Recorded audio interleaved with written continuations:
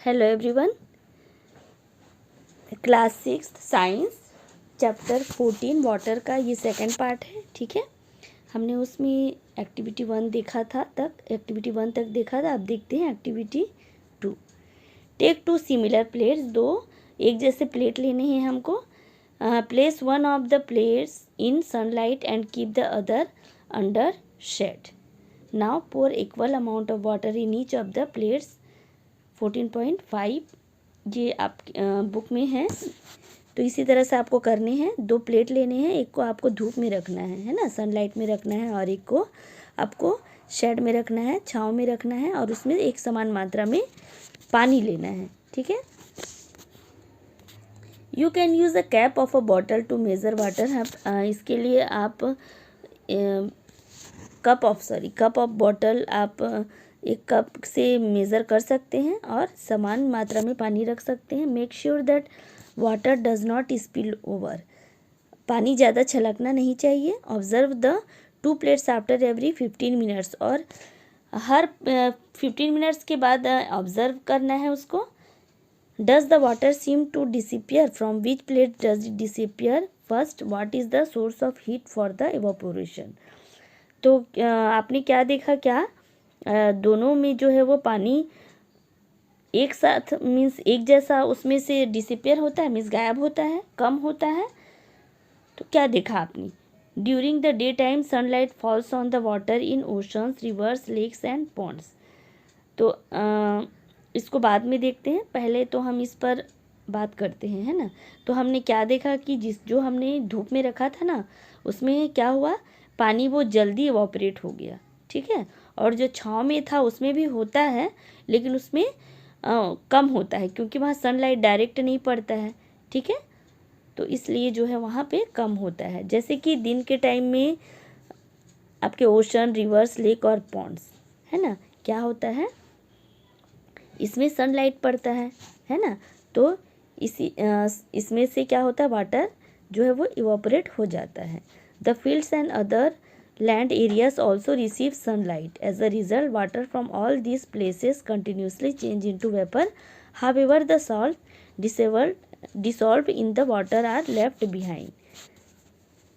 तो इस तरह से क्या होता है, सनलाइट की वजह से वाटर जो है वो वाटर वेपर में चेंज हो जाता है, वेपर में चेंज हो जाता है, और इसमें से पानी धीरे धीरे कम होने लगता है। In activity 2, did you find that water also disappeared from the plate kept in the shed, है ना। तो इसमें भी हम वही देखते हैं। Through it could have taken more time, इसमें कुछ और ज़्यादा टाइम लगता है, किसमें, जो कि शेड में रखा हुआ था वो कुछ और टाइम लेता है।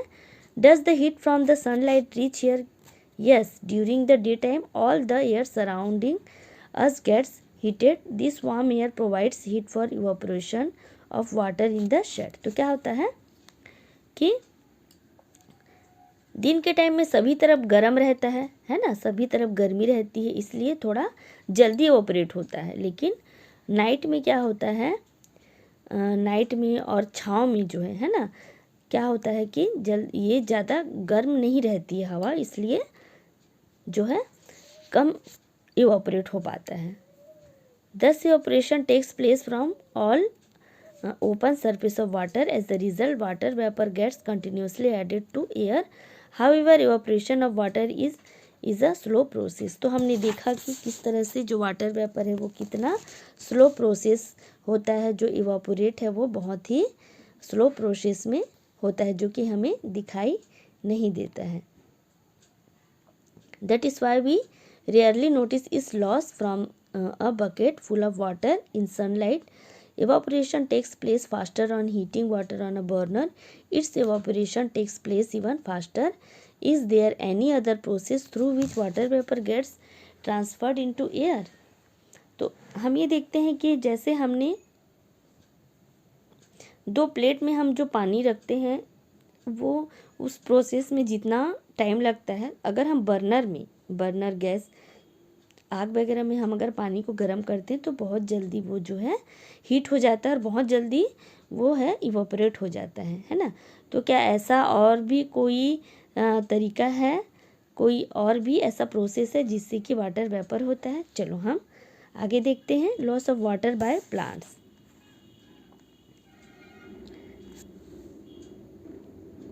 You have learnt in chapter 7 that plants need water to grow.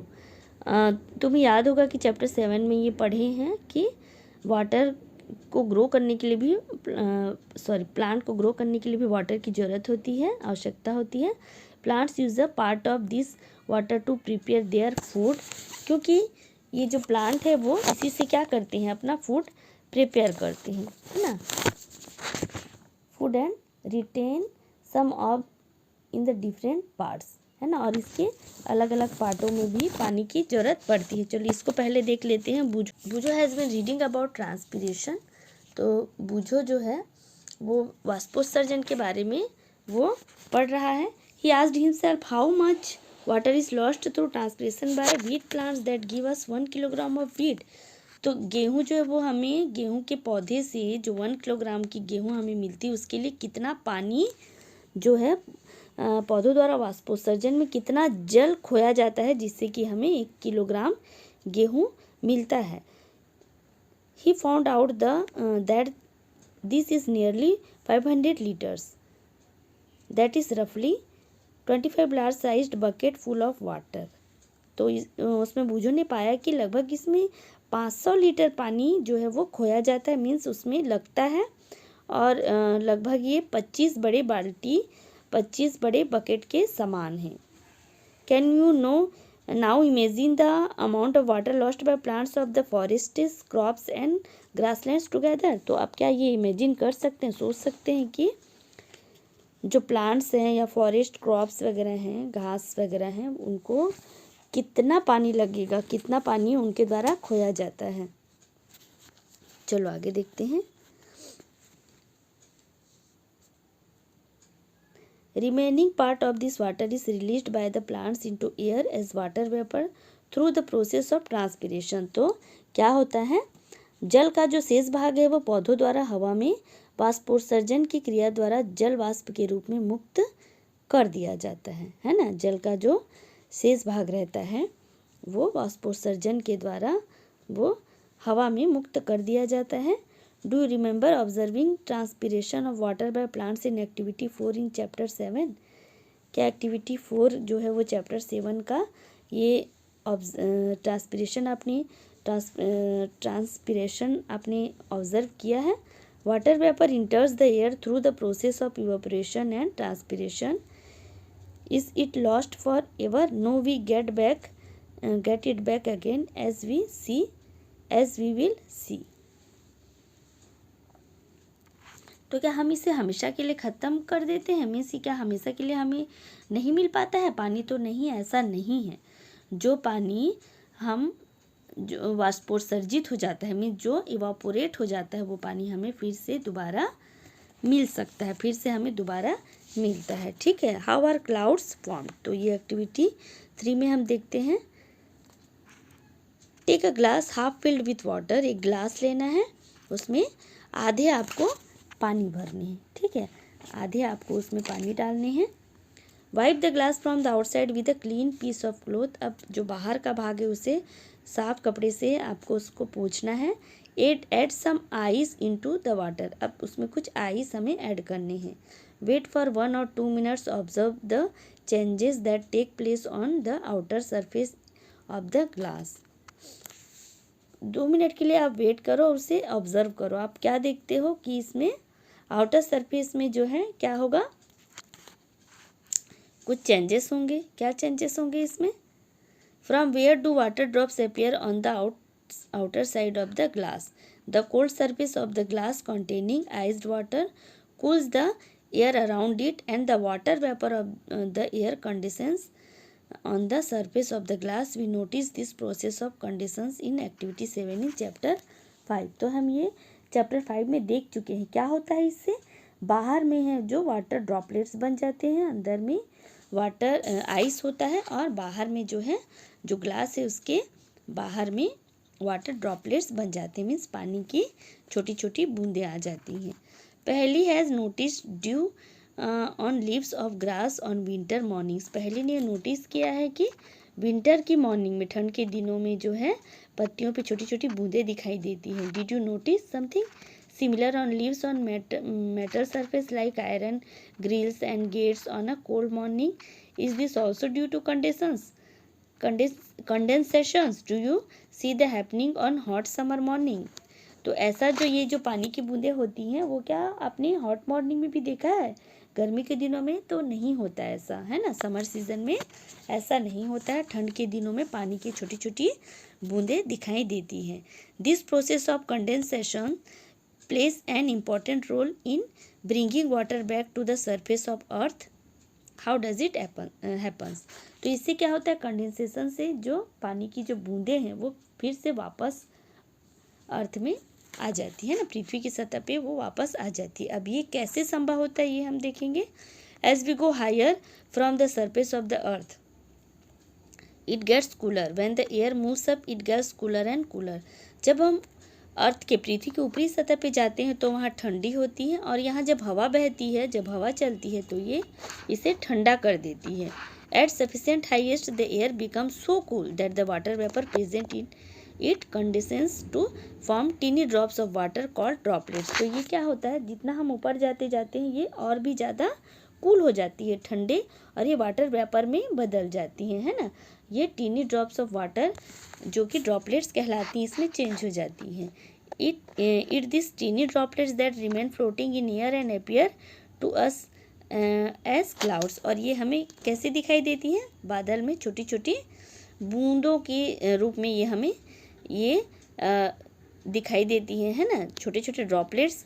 ये हमें दिखाई कब देती हैं, जब ये ऐसे तो हमें दिखाई नहीं देती हैं पानी की बूंदें, लेकिन ये जब पत्तों पर या फिर किसी और चीज़ पर ये जब पड़ती है पानी की बूंदें तो हमें ये दिखाई देती हैं।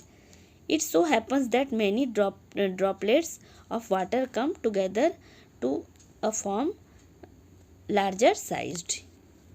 ठीक है, तो ये हमें दिखाई देती है इस तरह से। पानी की जो ड्रॉपलेट्स होती हैं, पानी जो है इतनी ठंडी हो जाती है कि उसमें मौजूद जो है वो जल वाष्प मतलब वाटर वेपर जो होते हैं वो पानी की छोटी छोटी बूंदों में ये क्या हो जाती हैं, परिवर्तित हो जाती है, चेंज हो जाती है ना। और ये पौधों छोटी छोटी उनकी पत्तियों या तो फिर अलग अलग जगहों पे ड्रॉपलेट्स के रूप में रहती हैं। ठीक है। Bujo had noticed fog near the ground in winter mornings. He wonders if this is also condensation of water vapor near the ground. What do you think? तो बुझो ने भी यह नोटिस किया है। क्या आपने ये नोटिस किया है मॉर्निंग में? तो इसके बारे में आपका क्या राय है? Some drops of water become so heavy that they begin to fall. These falling water drops are that we call rain. In special conditions it may also fall as hail or snow. तो ये जो है कुछ पानी की बूंदें जो है वो बहुत बड़ी होती हैं और बहुत ज़्यादा मात्रा में गिरती है, तो इसे ही हम रेन के रूप में जानते हैं, है ना। इसे ही हम बोलते हैं रेन, बरसात हो रही है करके। और कुछ स्पेशल कंडीशंस में जो है ये ओला या फिर बर्फ़ में बदल जाता है। Thus water in the form of vapor goes into air by evaporation and transpiration from clouds and then comes back to the ground as rain, hail और snow. तो इस प्रकार से वाटर जो है वेपर में इवापोरेशन के द्वारा और इवापोरेशन और ट्रांसपिरेशन वाष्पोत्सर्जन और वाष्पीकरण के द्वारा ये क्या होती हैं, बादल में बदल जाती हैं। और फिर उसके बाद ये हमें वापस ग्राउंड में ज़मीन में हमें ये बरसात के रूप में या पानी के रूप में मिलती हैं, या तो फिर ओला या बर्फ़ के रूप में हमें ये दिखाई देती हैं। अब देखते हैं 14.4 बैक टू द ओशंस, है ना। देखते हैं महासागर को हम देखते हैं इसमें, उसके बारे में। What happens to the water that rain and snow bring to different regions of earth. चलो अब हम इसको देखते हैं। वाटर जो कि अलग अलग जगहों में, पृथ्वी के अलग अलग जगहों में जो पानी होता है वो जाता है। Almost all land surface are above the level of oceans. लगभग जो है वो पृथ्वी की जो सतह है वो सभी जगह जो समुद्र से ऊपर ही होती है। समुद्र क्योंकि बहुत गहरा होता है। Most of all most of the water that falls on the land as rain and snow sooner or later goes back to the oceans. This happens in many ways. तो किसी न किसी तरह से जो ये पानी या तो फिर बर्फ़ होता है ये ओशंस में ही जाता है अलग अलग तरीक़ों से, ठीक है। Snow in the mountains melts into water, जो बर्फ़ है वो क्या होता है, जो पहाड़ों का जो बर्फ़ होता है वो पिघलता है और वो पानी बन जाता है। This water flows down the mountains in the form of streams and reverse, झीलों नदियों की सहायता से ये जो है वो नीचे आता है। Some of the water that falls on land as rain also flows in the forms of rivers and stream, नदी और धाराओं, नदी की धाराओं में झरनों में ये आके गिर जाता है। Most of the rivers cover long distance on land and ultimately fall into a sea or and ocean. However water to some rivers flow into lakes. तो जो है कुछ नदियों का पानी झील में चले जाते हैं, है ना, कुछ धीरे धीरे ये जो है वो ओशन में चले जाते हैं, समुद्र और महासागर को ये भर देते हैं, ठीक है। The rain water also fills up the lakes and ponds, जो रेन वाटर होता है बरसात का पानी ये तालाबों और झीलों में भी भर जाता है। A part of the rain water gets absorbed by the ground and seems to disappear into soil. बहुत सारा रेन वाटर जो है वो ग्राउंड के द्वारा एब्जॉर्ब कर लिया जाता है और ये डिसअपियर हो जाता है, मीन्स मिट्टी में मिल जाता है, मिट्टी से नीचे चला जाता है। Some of this water is brought back to the air by the process of evaporation and transpiration.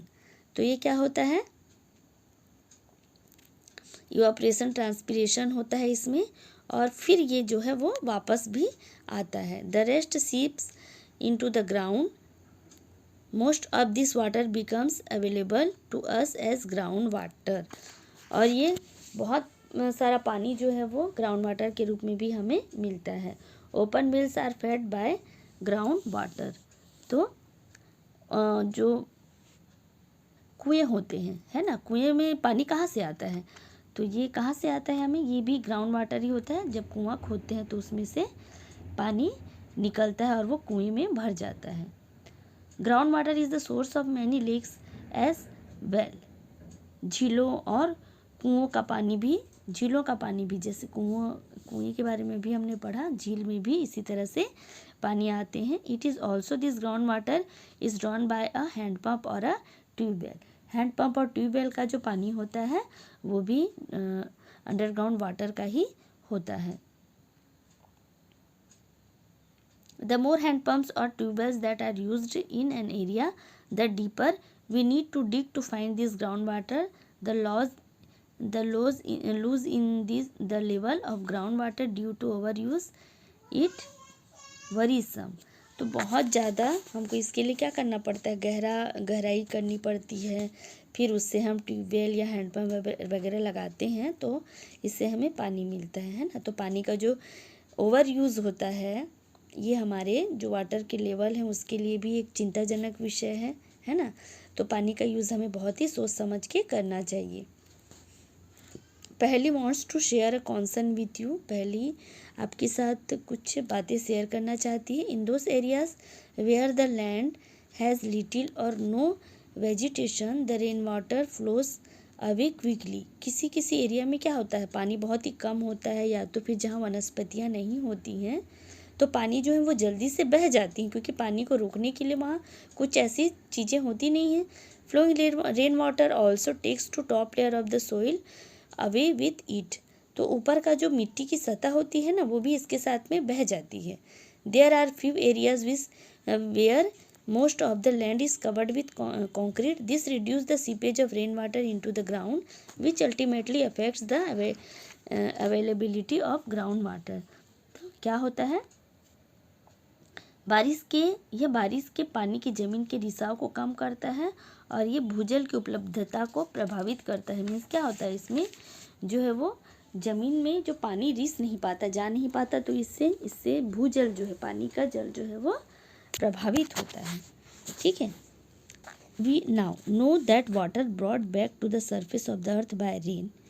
hail or snow goes back to the oceans. That thus water from the oceans and surface of the earth goes into air as vapor, return as rain, hail or snow and finally goes back to the ocean. तो ये हमने देखा है ना कि कैसे अर्थ में पानी जो है रेन और हेल स्नो के रूप में जो है आता है और फिर से समुद्र में मिल जाता है ना। फिर ये वाटर वेपर के द्वारा ओशन वगैरह से फिर से ये वेपर के द्वारा लिया जाता है, फिर ये हमें रेन और हेल या स्नो के रूप में हमें मिल जाता है। तो इस तरह से सर्कुलेशन ये चलते रहता है। The circulation of water in this manner is known as the water cycle. तो यही जो है वो वाटर साइकिल कहलाता है। तो ये जो पानी का चक्र है, जल चक्र जिसे कहते हैं, वाटर साइकिल, ये चलते रहता है। This circulation of water between ocean and land is a continuous process. This maintains the supply of water on land. तो इससे क्या है, इसी वाटर साइकिल से कंटिन्यूस ये प्रोसेस चलते रहता है और हमें वाटर जो है वो मिलता रहता है लैंड में, है ना। ये वाटर वेपर बनता है, फिर हमें ये जो है लैंड में हमें फिर से मिलता है ना, बारिश या रेन के रूप में। तो इस तरह से ये जो चक्र है, ये जो साइकिल है वो चलते रहता है। ठीक है, ये हमें ये वाटर साइकिल जो है ये इसे मेंटेन रखता है। ठीक है, तो नेक्स्ट वीडियो में हम आगे का देखेंगे 14.5। तो अगर आप मेरी वीडियो आपको पसंद आई हो फ्रेंड्स, तो इसे लाइक शेयर और सब्सक्राइब ज़रूर करें। ठीक है, इससे हम मोटिवेट होते हैं आगे भी वीडियो बनाने के लिए, वीडियोस डालने के लिए। Okay, bye bye.